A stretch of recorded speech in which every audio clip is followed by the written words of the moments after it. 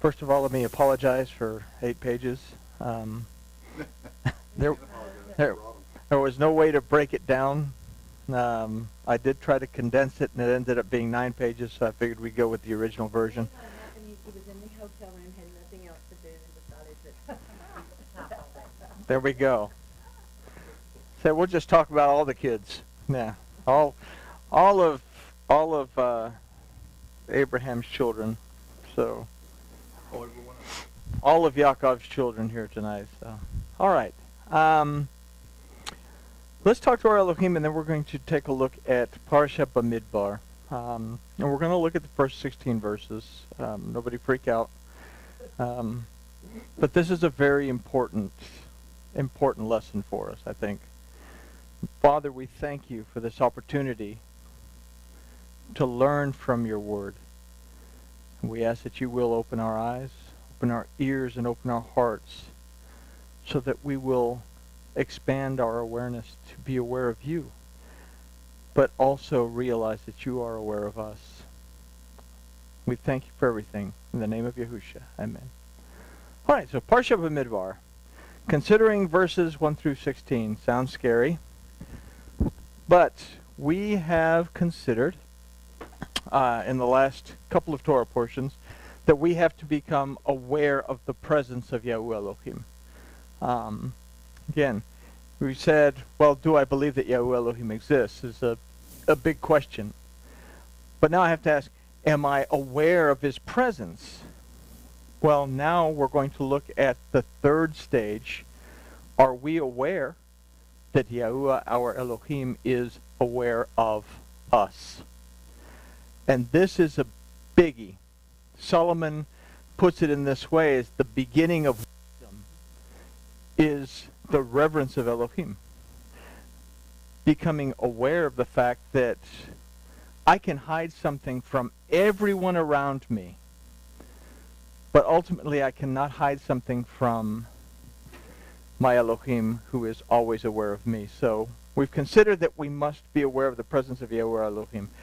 What we're going to consider in this study is whether or not we are aware of ourselves and our potential to become complete as the Adam.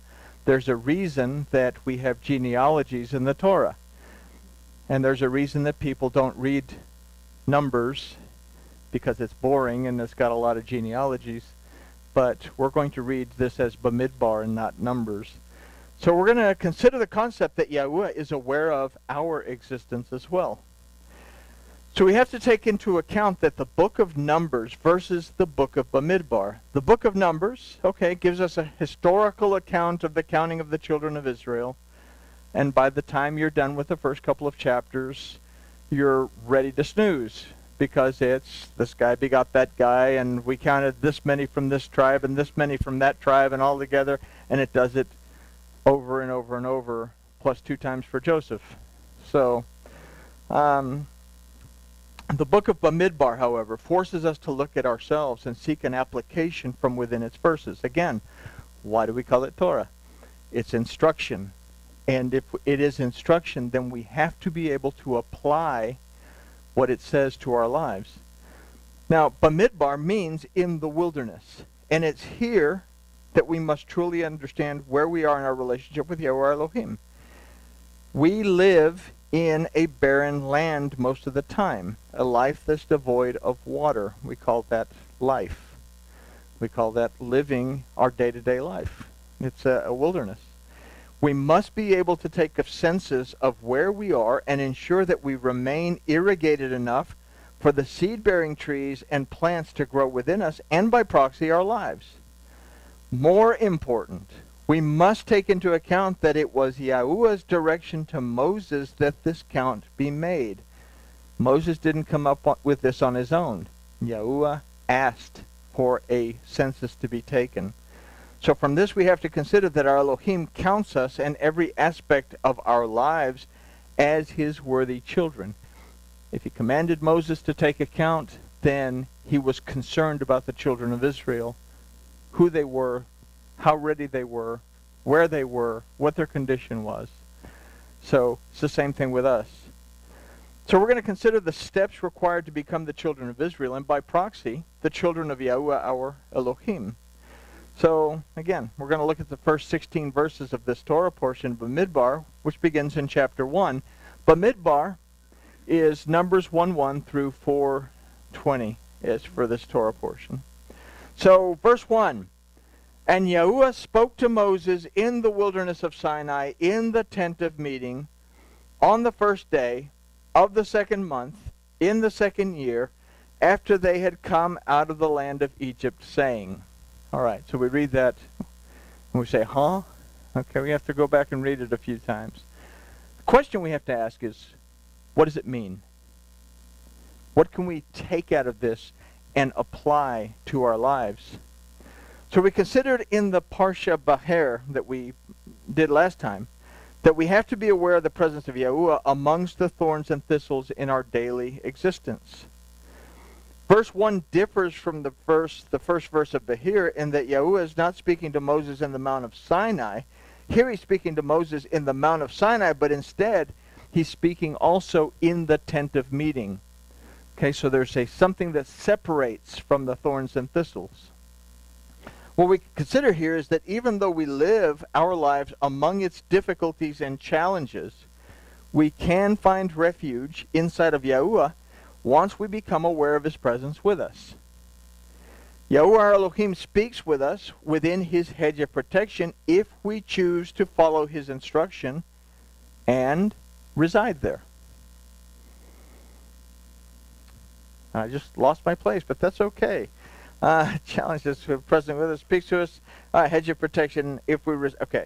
So if we think about the first day of the second month in the second year after they had come out of the land of Egypt, we can formulate an idea of what happens after we realize that we've been redeemed and set free from the bondage of our weak perception and its corresponding bondage. What can we get out of the first day of the second month in the second year after they had come out of the land of Egypt? Okay, so we take the first, then we take the second and the second. Okay, so there's 1 plus 2 equals 5, which is Hey. So what do we have in Hey? Pay attention. Behold. Am I aware? Day. Yom. Okay, it means day, but it also means a period of time, a lifetime. It also refers to.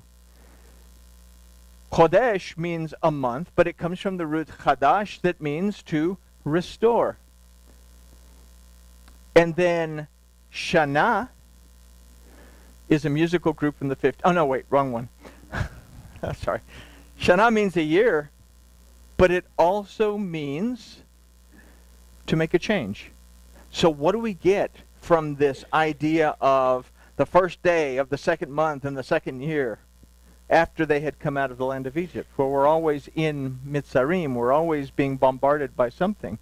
Are we aware during our lifetime, during any of those periods of time, that there is the potential for us to be restored and make changes in our lives? Okay? So this is what all these names for the next 16 chapters are going to help us with. Okay? So we say that we're redeemed, and we say that we acknowledge the presence of Yahuwah Elohim in our daily lives, but now what? The reason that people fall away from a system of belief is because there's no follow-up. There's no follow-up, and if there's no follow-up, there's no real redemption, no real deliverance, no real restoration. Okay? A lot of people, we say, get baptized, for example. And then what happens? Nothing. Because they've done everything they need to do. But as a result, they fall away because they're not doing anything. So let's take a look at this concept a little further in verses 2 through 4. It says, take the sum of all the congregation of the children of Israel by their families, by their fathers' houses, according to the number of names, every male by their polls, from 20 years old and upward, all that are able to go forth to war in Israel. You shall number them by their hosts, even you and Aaron. Let me stop just a second and throw something in here. Are we at war in Israel? If we take this very close, very personal. Do we battle in Israel? Israel.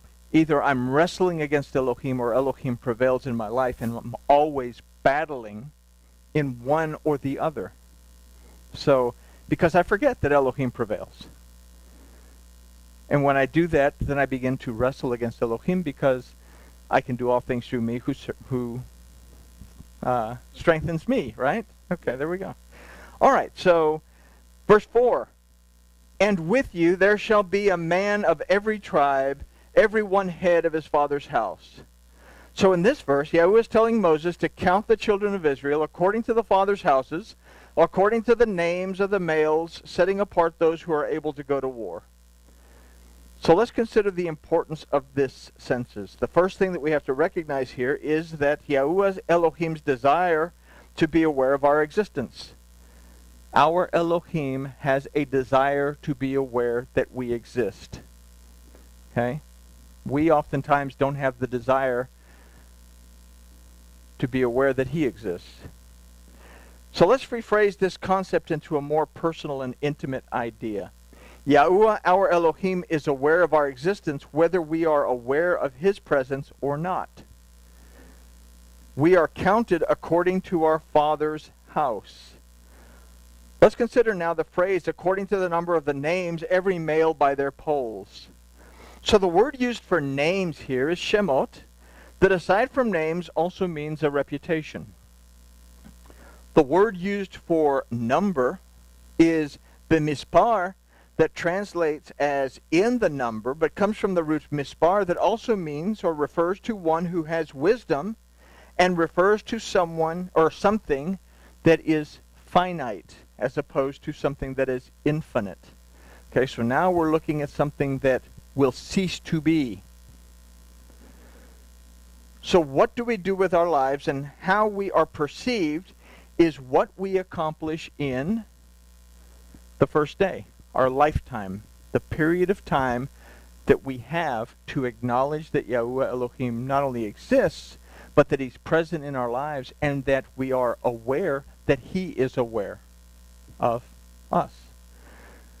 The names are those of the males, which in this case is not the word Isha, it's the word Zakar, not Ish, Ish, in verse 2.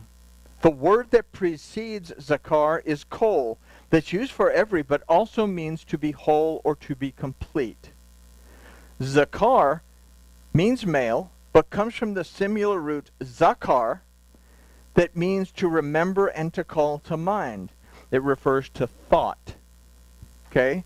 So where Ish would represent an act of physical worship, a physical action, and Isha would represent the spiritual or psychological manifestation that comes forth from that action, Zakar represents for us an idea of a physical action that is premeditated by or through memory or thought. Okay? So Ish brings forth a spiritual manifestation, brings forth our action. But in this case, it is the thought that brings forth the action in this particular case. A memory, something that has happened to us, causes us to act out. Okay? All right. So let's add this to our first idea. Our reputation and our perceived wisdom, precipitated by and through the actions that we take that are influenced by our thoughts and memories, is finite. Everything that we do, everything that we think, will cease to be when this part of our existence ends. So we have only our single and current existence to become the whole and the complete Adam. Once we're dead, there's no trying to make up for lost time to move towards that wholeness. Yahuwah our Elohim is aware of this. The question is, how aware of this are we? So to help us in our thought process and to place information in our remembrance, we have been given a census of the tribes of the children of Israel. So let's consider what we have to keep in mind and bring to our remembrance on our daily basis, on a regular basis, beginning with verse 5. And here is where we all lose it because, oh my goodness, the names are starting. I can't go through this. Let's skip ahead to the good parts. Okay. Verse 5. And these are the names of the men that shall stand with you. Of Reuben, Elizur, the son of Shedeur. So before we begin, we consider the word for son, which is ben, that comes from the root bana, that means to restore and to establish. Okay? So something in this, every one of these, is going to be a cause for restoration, or it's going to be a cause for us to fall away from restoration. Okay? These names make up positives and negatives. So we begin with Reuben. Delicious Reuben. With a little bit of... wrong Reuben. Okay. Reuben. Now, before we get into Reuben, note that it's preceded by the Lamed. Now, Lamed is used in this case to say of, but Lamed is also the prefix that means to or towards something. Okay? So here's an idea of moving towards Reuben. Reuben, as a word, means behold a son. The roots are ra'ah, that means to see, to perceive, to be watchful, to observe, and most importantly, to give attention to. The other root is ben, that from the root bana we considered meant to restore or to establish. So we can consider the first step is to give attention to our moving towards a state of restoration that is established in Yahuwah, our Elohim. How many of us fail to pay any attention to the fact that we have to move towards our Elohim and continue to work towards that restoration and maintain that restoration? Okay? When we say, well, salvation is kind of an overexpressive word. We are delivered because we get ourselves into stuff. We're redeemed because we have emotions that cause us to get into stuff. And then we're restored so that we can lose sight of our Elohim once again and have to go through the process again. So first thing to keep in mind is, am I moving towards a state of restoration in this? Okay? Which brings forth Elizur, the son of Shedeur. Now the name Elizur means El is my refuge. So we think, oh, well, that's great. That's a great thing to have. But Elizur is going to play a very important role throughout this study. The root is zur, that means a rock or a refuge, but it also means to be enclosed into something. This root can also mean to be in adversity, to be bombarded, and to be bound. So we have a positive thing and we have a negative thing. Now we consider the title El. Okay, we say, oh, El, that means, Elohim, and we attribute it to this idea of a deity.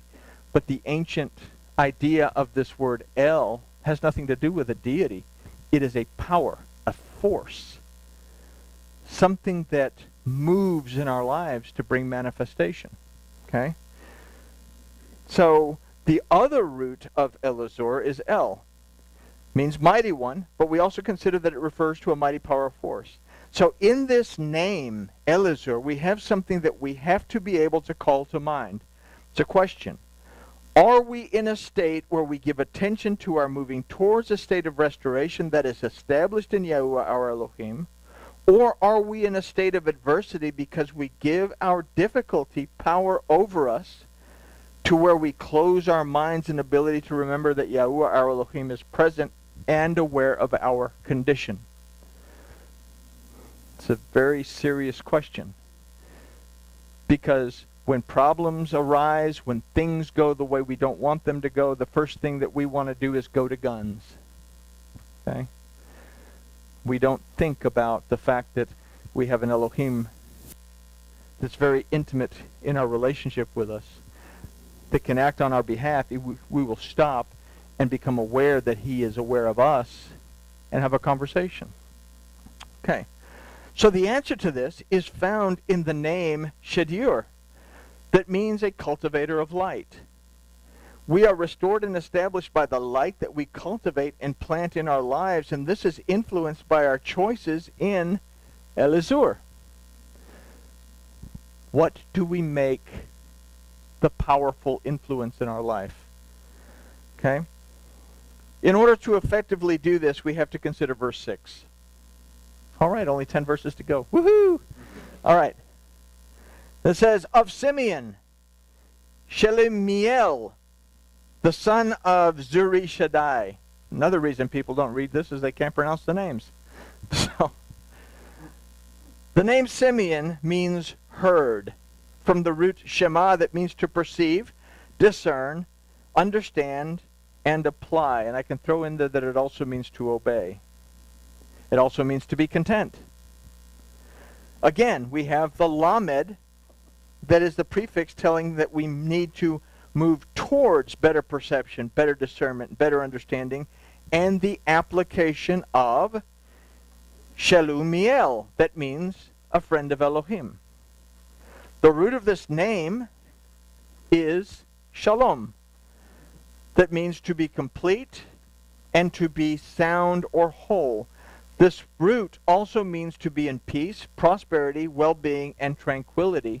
And Shalom also means a covenant of peace. So it is a covenant relationship as well. So what is it then that we have to perceive, discern, and understand so that we can apply it? The first thing we have to do is make the right choice in Elazur. Are we in a state where we give attention to our moving towards a state of restoration that is established in Yahuwah Elohim, or are we in a state of adversity because we give our difficulty power over us to where we close our minds and ability to remember that Yahuwah Elohim is present and aware of our condition, so that we can be restored and established in Zurishaddai. That means the Almighty is my refuge. Again, we have to remember that Yahuwah, who is El Shaddai, is aware of us and our state of being. We have to be able to choose wisely in Elazur. So, in light of this, let's consider verse 7. Of Judah, Nashon, the son of Aminadab. So we've considered that Judah, in previous studies, represents our state of gratitude and worship, okay, from its roots. When we consider worship, it's more than simply raising our hands in prayer and all this. Worship is our means of communicating with our Elohim. Prayer is a type of worship. Wrap yourself in the talit, recite the Shema, understand what the Shema says. This is a type of worship, it's a type of communication.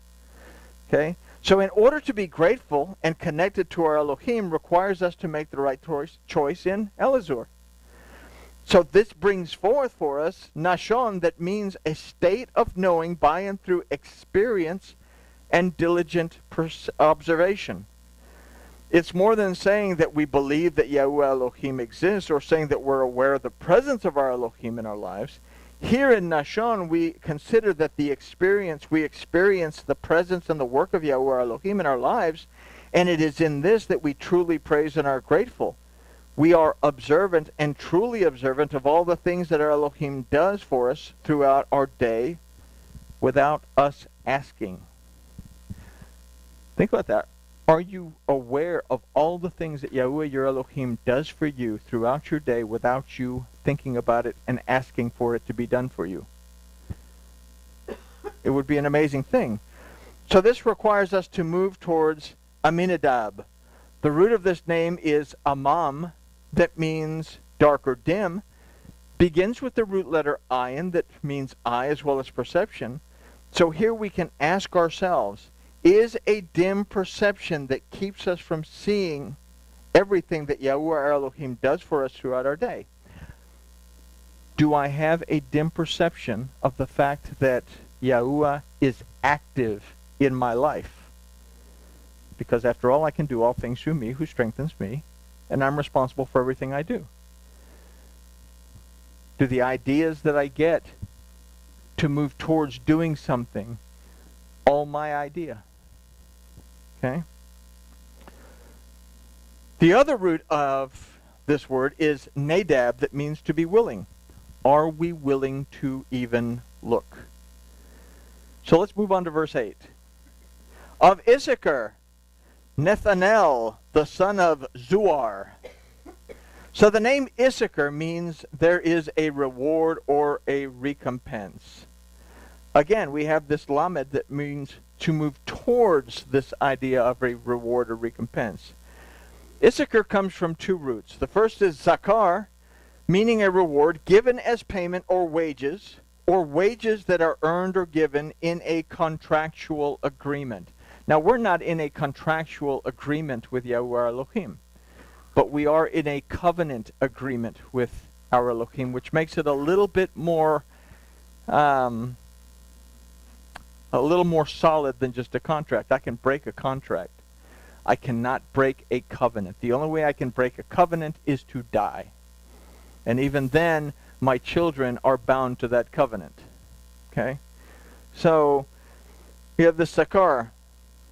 The other root is nasa, meaning to lift up, support, sustain, carry, but also, and more importantly, it means to have a desire. The name Issachar, we can consider that we must always be moving in the direction of a desire to move towards our reward as required, not by contract, but by our covenant agreement with Yahuwah, our Elohim. If I say I am Torah observant, then that puts me in a place where this is the let's just say ketubah, this is the marriage contract, and this is binding to me. The reward requires that we continue to move towards becoming complete so that we can move forward into the final reward, which is ultimately the world to come. We must become Nethanel, which means given to Elohim. We must be willing to, have a desire to, give ourselves to Yahuwah Elohim. So we have the roots of this name are Natan, that means to permit or to allow, and El, referring to Elohim. If we are in the wrong place in Aminadab, if a dim perception that keeps us from seeing everything that Yahuwah Elohim does for us throughout our day, then we interfere with Yahuwah Elohim from acting on our behalf. And this is one of those things that we have to call into mind or to remember. How many times do I interfere? Because I can do all things through me who strengthens me. And this is the one, okay. So to overcome this, we must come from a place of Zuar. This name means to be little. We can equate this to the mindset of humility. We are not all that in a bag of potato chips. I had to put that in there. We must be willing to humble ourselves so that we can let go of the reins and allow our Elohim to manifest for us what we need in our lives and in our various situations. Then once manifested, we must be able to recognize it as a gift from our Elohim and show gratitude. If my people who are called, who will call upon my name, will humble themselves and seek my presence and make teshuvah, then I will hear them and I will forgive them. And I will move to restore their land, to restore their lives. Okay? So with all that, let's consider verse 9. Of Zebulun, Eliab, the son of Helon. I wonder if these people were angry because of their names. I'm sorry. Zebulun means exalted. It also means to dwell in a state of exaltation. If we humble ourselves, will we not be lifted up? Yahusha said that when you attend a wedding, don't seat yourself at a place of honor, but rather seat yourself at the lowest place, so when the bridegroom sees you, he will tell you to take a more exalted place. What did he say was the consequences of sitting in a higher place if you don't belong there? The bridegroom's going to come and say, dude, you need to go down there. This is for more exalted guests. We have to be able to humble ourselves. And if we humble ourselves, then our Elohim moves us up into the right position within his presence. Okay? So if we'll keep this in our memory, we bring forth Eliab, meaning Elohim is my Father. And it is our Father who remembers us when we remember him and walk in the humility of a child in his